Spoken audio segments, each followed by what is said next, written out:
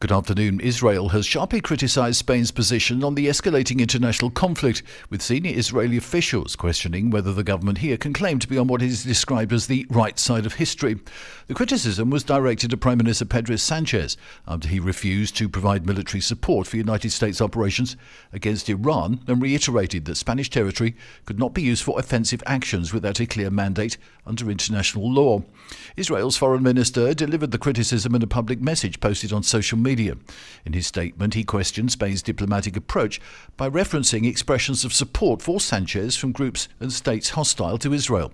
First, Hamas thanked Sanchez, then the Houthis thanked Sanchez, now Iran thanks him, he wrote. The Prime Minister said that any use of Spanish military bases by Allied forces must be defensive in nature or backed by international legality and has not issued a direct response. Israel, meanwhile, has continued to press European partners to adopt a firmer stance, arguing that political neutrality benefits its adversaries.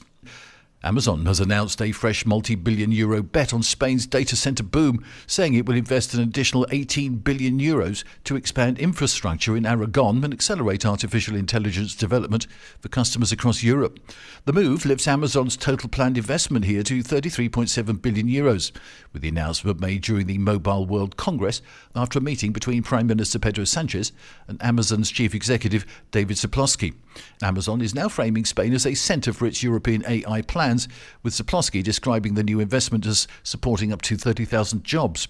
The expansion includes new sites in Huesca and Zaragoza, and for the first time a project in Teruel, alongside plans for facilities linked to server assembly and repair.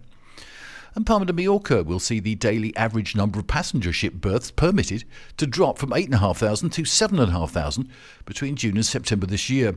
It comes as part of an agreement between the Balearic government, the Palma City Council and 20 cruise lines. The aim is to protect the city, especially its historic centre. The agreement also ensures a cap of 3 cruise ships per day in Palma's port, and only one of those ships a day is allowed to carry more than 5,000 passengers.